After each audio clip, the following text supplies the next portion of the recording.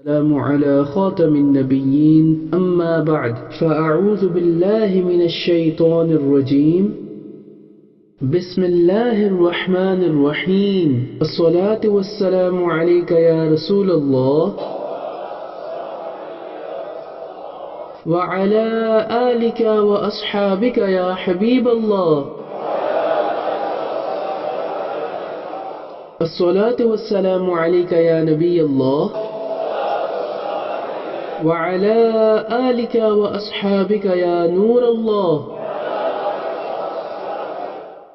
The final messenger of Allah sallallahu alayhi wa alihi wasallam said, whoever recited this, Allahumma salli ala Muhammadin wa anzilhu al-maq'ad al-muqarraba indaka yawm al-qiyamah. So for him my intercession has become wajib. Sallu ala al-habib sallallahu ala Muhammad. My question in the court of the Amir of Ahl Sunnah is that in our society there are a few relations regarding which there are false notions and misconceptions spread around, such as there cannot be any love or kindness between them, or there cannot be any peace and unity between them, like the relationship of sisters-in-laws regarding whom there are misconceptions, and the same notion is established regarding daughter-in-laws and mother-in-laws, that they cannot live with love and harmony together. So how can we remove these misconceptions? Please guide us in this regard. Allah.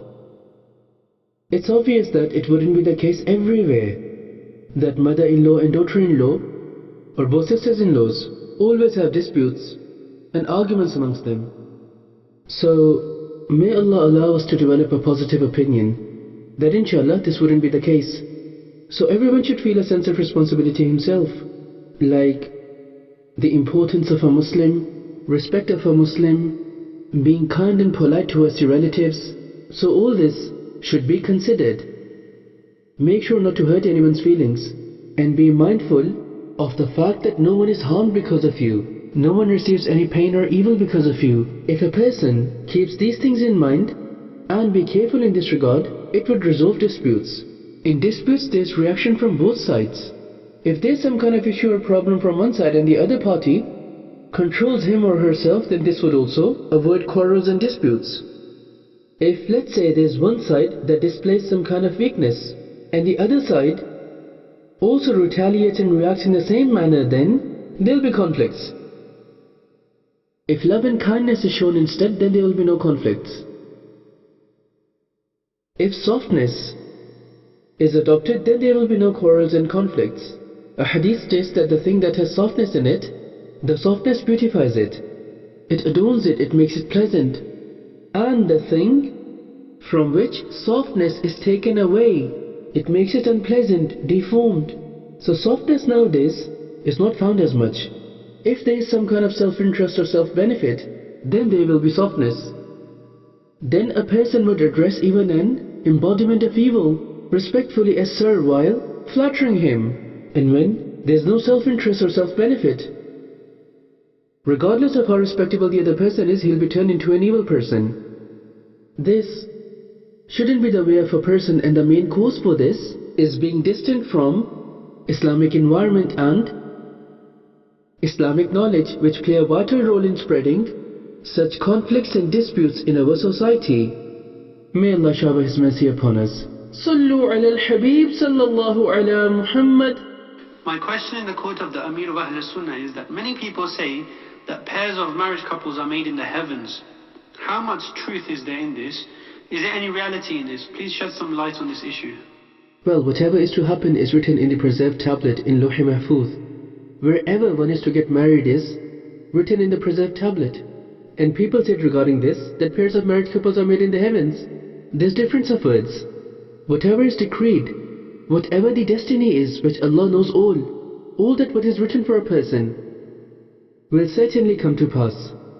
If marriage is written, it will take place, and if it's not written, then it won't. Just like there are some people who have this nonsensical and absurd mindset that if you have a beard then you won't get married, whereas all our scholars are with beards who are married and with families. So it was decreed for them, that's why they got married. They got married just because it was decreed for them and written for them in the Lawh-e Mahfuz that they will get married, isn't it? So there's nothing as such. If it is not decreed, then even a so-called modern person doesn't get married. An incident happened in Bangladesh. Someone told me ages ago that there was a young man who joined a religious environment and kept a beard. Now he faced problems from his family. They said that you are to be engaged, you are to be married, and this wouldn't be possible with a beard. No one's gonna marry you. So unfortunately he was deceptively convinced to go and have his beard shaved off. So falling into this deceptive trap, he was on his way to the barbers, who nowadays perhaps are also referred to as the hairdressers, or there may be some other beautiful titles as well given to them now. So anyhow, he was on his way to the barbers. He was crossing a road when a car suddenly crashed into him, and the young man passed away in that very accident. Now he was going to the barbers with the intention of having his beard shaved off. That's why he was going over there. Now was he returning after having it shaved, or did he pass away with the beard on his face? Allah knows the best. Nevertheless, the young man couldn't get married. He passed away. Similarly, you'll find accounts where a person is becoming a doctor. He's going through this journey, working hard for it. But just before obtaining the degree of MBBS, the same very person passed away. A person is doing house job, and just before he gets an official approval to become a doctor, he passes away. So you will see that deaths are taking place in every walk of life. Similarly, people also pass away whilst becoming a scholar. They will be in Dawat Hadith Sharif, which is the final year of their Nizami, the scholar course. Even then we see that there are many students who pass away. However, the one who passes away whilst acquiring the knowledge of Islam or whilst doing the hifz of Quran, in this very death and that in which someone passes away only running after this world, only obtaining the degrees of this world, only running after the wealth of this world, there's a very big difference between both these deaths. He who runs after only this world, this will not benefit him in his grave at all. This is understood. This wouldn't benefit him. No matter even if he gather all his worldly degrees. Some people even write on the gravestone, and the designation of some people even after their retirement stays with their name. In our society, R or Ra is written next to their names, such as Major or Colonel R. But when referring to themselves, they don't pronounce or say the letter R. They still refer to themselves with their retired designation. Whatever intention they may have behind it, right? This is quite common in our society, and it is also written on their gravestones. To the extent that abroad, I've even come across situations where their photo frames are placed on their graves. I have seen them myself, the name and photo frame. Now the person who's lying inside the grave, this so-called personality from worldly perspective, has now died. Now you tell me, how would his photo frame benefit him? How would his retirement or non-retirement benefit him? How would his worldly designation benefit him now? In his grave. However, if a Hafiz of Quran goes in his grave, then his hifz would benefit him. If there's a true Qari who learned how to recite the Quran properly, and that too for the pleasure of Allah, then that will certainly benefit him in his grave. If someone acquires knowledge, becomes a scholar of Islam, and whatever service of Islam they would have done, all this would benefit them in their grave. Having said that, a person should acquire worldly knowledge as well, of course while staying within the boundaries and limits stipulated by our pristine Sharia. However, the knowledge of Islam is upper, is superior. We have to learn about Salah, fasting, and about the Book of Allah, the glorious Quran. Now if a so-called educated person can't even recite the Quran by looking at it, now he may be educated in the sight of others, but not in my sight. It is beyond me to digest the fact that a Muslim can't recite the Quran even by looking at it. Degrees of this world will not take him in paradise. How would he succeed? Therefore, we all should learn the Holy Quran. Yes, we all can't do hifz of the Quran, but we should at least be able to recite it by looking at it. I'm telling you a basic principle, no one can dispute in this. We are Muslims, the Quran is the book of Allah. The Holy Quran is our faith. And how unfortunate are we that we can't recite it even by looking at it. Okay, we haven't memorized it, but we should be able to recite it by looking at it, which is known as the Nadra. We haven't even studied the Nadra. Origin of pronunciation of Arabic alphabets, we don't know at all, but we fluently know ABC and 1, 2, 3. But whenever it comes to reciting the Quran, we struggle to a great extent. Sallu ala al-Habib sallallahu ala Muhammad. We received a phone call regarding one domestic issue, and the summary of that phone call was that there would be disputes conflicts, confrontations on the smallest of the issues in our family and our house. Now the situation intensified so much that my wife went to her parents' house. Many months then passed by, and now there's a demand of divorce from their side, and the summary which the brother mentioned was that it was all due to very small and insignificant matters that it led to all this. So please give a solution for this. Such circumstances were created. Yes, that's right. In these cases, we never suggest to go down the route of divorce. Neither do we make decisions of divorce here on Madani channel. Such issues are presented in Dawat-e-Islami, where both the parties have to physically go there. However, this is not the case here. They just need to be explained not to go down this route. If the woman is not right in the light of Sharia, then she will become a sinner if she demands her husband to divorce her. Sharia prohibits her from doing it without a reason. When two people live together, then there will be small differences, small conflicts, small disputes, that's normal. Some women would also maybe hold on to the weakness of the husband and threaten him in light of it. And some husbands would also perhaps hold on to the weakness of their wives so that they control them. He would threaten his wife that I would give you divorce. I'm doing it now. I will give you 3 divorces instantly, right now on the spot. By saying I will divorce you, divorce doesn't take place. Keep this in mind. Because you didn't give it, you said that you will give it, so whenever you give it, then it will take place. However, by threatening each other in these words, remember that there is a risk of such words being uttered from your tongue exists, because of which divorce will take place. Then people say that they said those words in anger, it was slip of tongue, there was a confusion, etc. It at times leads to major issues, so such words should not be uttered at home.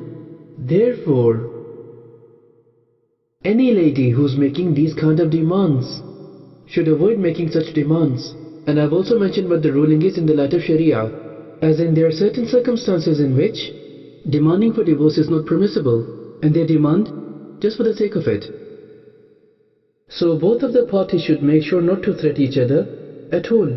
Well-being lies in this. Ya Sayyidi, if you could also kindly guide us in this regard, that sometimes what happens is that people say that it was such a small matter, but it may be small and an insignificant matter in our house, in our family. But the other family from which the other person came, it may not be a small and insignificant matter there. So when people say that they mind very little things, they make issue out of nothing, then do they need to differentiate here as well, that what is a small issue and what is a major and significant issue? What do you say in this regard? You see, if you lift an ant using your 2 fingers, it may die. But if someone uses the same 2 fingers and pinches you like this would be a very small thing for you. For an ant, lifting it with these 2 fingers is something very big. At times, whenever people remove an ant, they do so in this way. I do explain them to be gentle, as in even if the ant survives, it would still get injured through this. If you want to remove the ant, just simply blow on it gently and it will get removed. Or at times, people even drag them using different things, such as using shoals, etc. How many of them would get injured through this? There are no treatment facilities for them either. We don't have specialist doctors for them. Being injured, they would also die out of pain.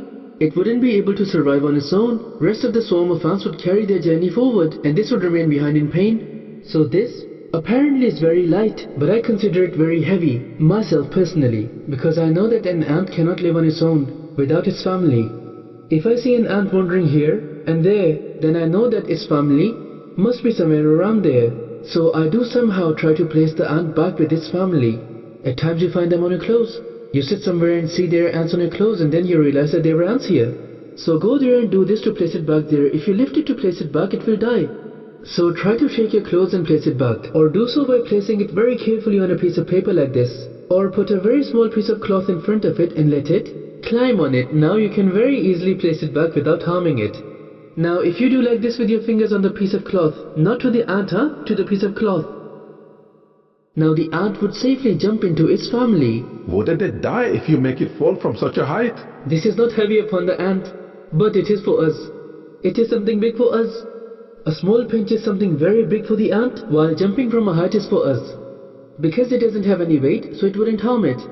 So even if an ant needs to be removed, it should be with sound wisdom. There's no permission to unnecessarily kill and harm the ant either. Also, please guide us on this matter of so-called small and little issues. That's exactly what I'm trying to explain. Now you also come across such people who have such a small heart that They get upset on every small thing.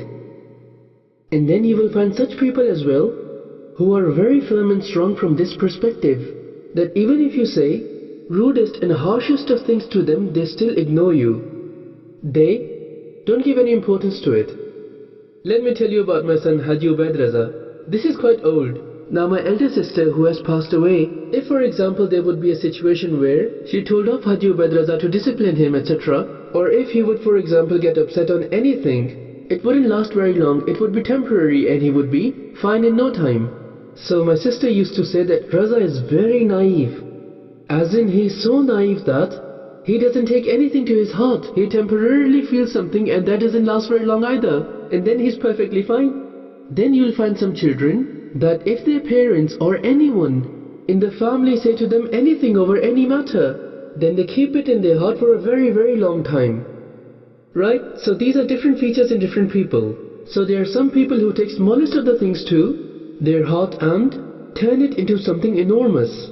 And then there are certain people who are of such a big heart and firm in this regard that even if you say something very big to them, but they deem it to be as small as a mustard seed. Mustard seed is a very small seed. It is referred to as Habatu Sauda in Arabic, and in a hadith as well it has been mentioned as the black seed. It has many excellences and it's been interpreted differently. One is small cumin seed. The other one is Nigella seed. These are the different meanings of it. In the subcontinent, it's interpreted as Nigella seed, but not everywhere. However, we will find out through his commentary that whether it refers to Nigella seed, or a mustard seed, or the small cumin seed, only then we will know. Once the final messenger of Allah sallallahu alaihi wasallam told someone a treatment for an illness in Makkah al-Mukarramah during scorching heat of summer. Now, if you adopt the same treatment in a freezing cold weather, saying that it's been mentioned in a hadith, then it's very possible that you get side effects of it.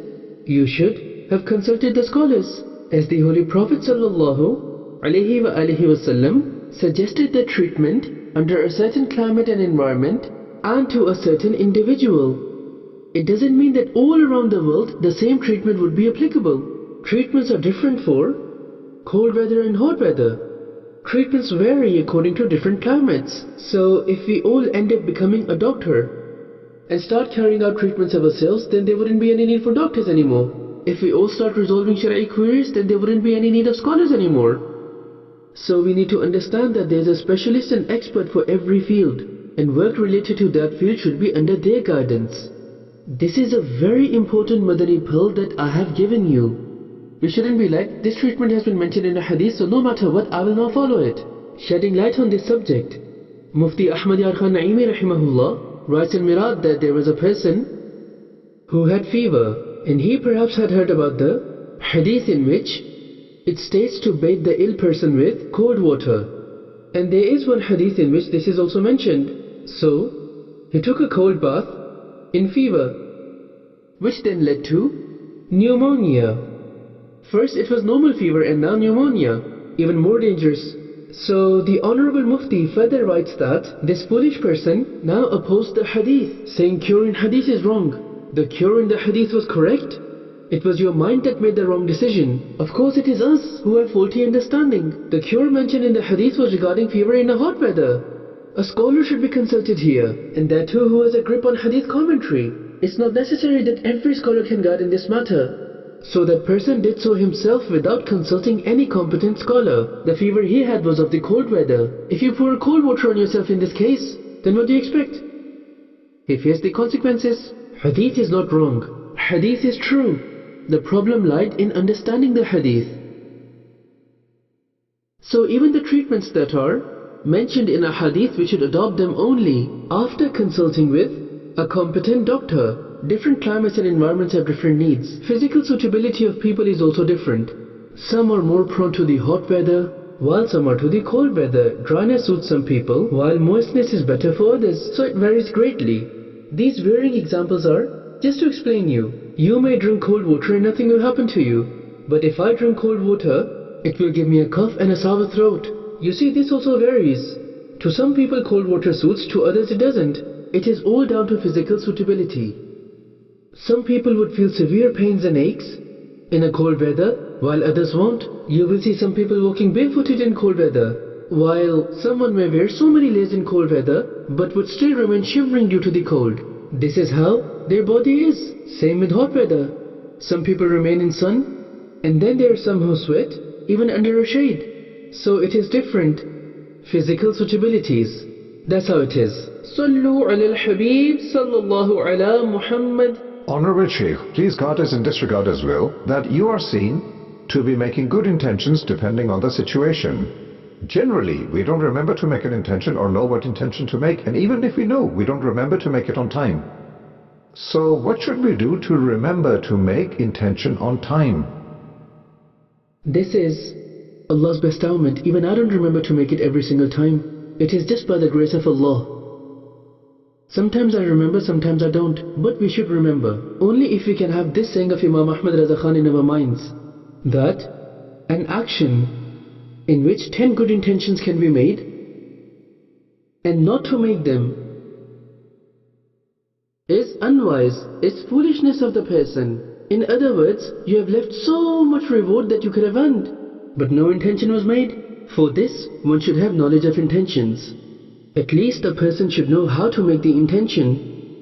As for the general public, the layman, they don't know about the concept of intention, or there needs to be intention made before any action. At times, intention gets settled in the heart itself as well. This way, the intention is valid. However, whatever work there may be, it should be for the pleasure of Allah.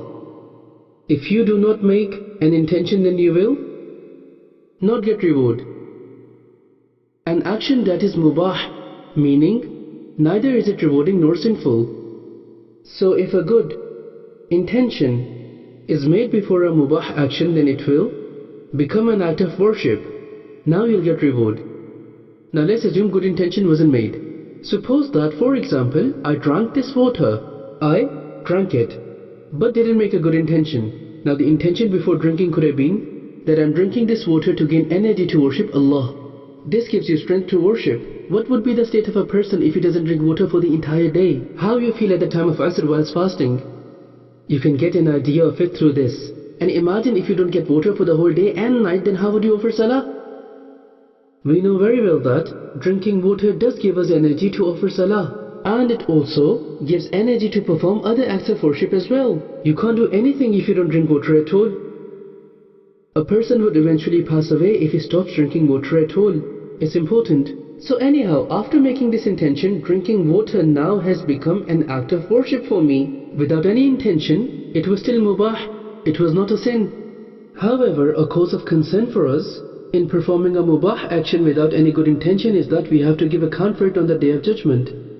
That's a major concern. You drank water, it's fine. You ate food without intention, it's fine. These are normal practices.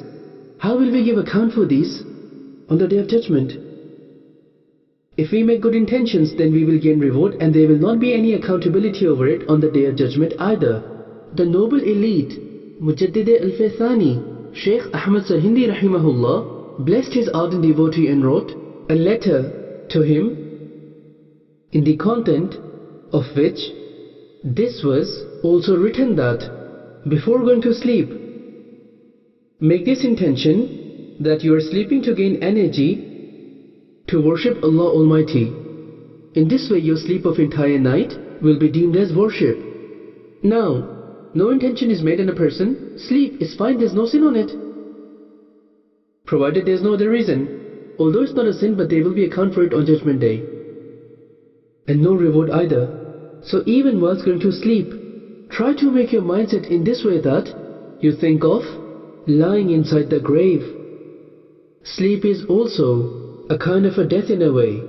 So remember your death, like I'm lying in my grave. The death will make me lie in my grave. If these kind of intentions can be made, then it is wonderful. Otherwise, at least make this intention that I'm eating to gain energy to worship Allah. I'm drinking water to gain energy to worship Allah. I'm sleeping to gain energy to worship Allah Almighty. Just remember one intention. Even this would take you out of the category of mubah and place you in the category of worship. You'll get reward. And you will be saved from the accountability of those things on the Day of Judgment.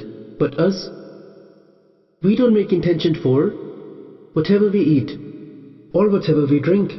We do so many things but don't make intentions. May Allah give us the passion to make intentions as well. There's a very small booklet of Maktabatul Madina, Secret of Earning More Reward. It is a very small booklet. Try to get a copy of this booklet. You can purchase it from Maktabatul Madina or download it for free from the website of Dawat-e-Islami. You will find numerous intentions in this booklet, such as eating, drinking, wearing clothes, sleeping, waking, walking, sitting, combing hair, oiling hair, and so many other intentions you'll find in it. I think it is 72 Madani bouquets of intentions. And it is such a small booklet. Reading it only once would perhaps not make you remember it. But if you keep trying and read it again and again, then inshallah, you will remember them. You will have to make efforts for it. How would it be possible without trying? Get hold of this booklet from Maktabatul Madina, and if possible for you, distribute it to others as well. There's another book in Urdu called Bahar-e-Niyat, whose original version is in Arabic. The Arabic book has been translated in Urdu, and Maktabatul Madina has published it. Alhamdulillah.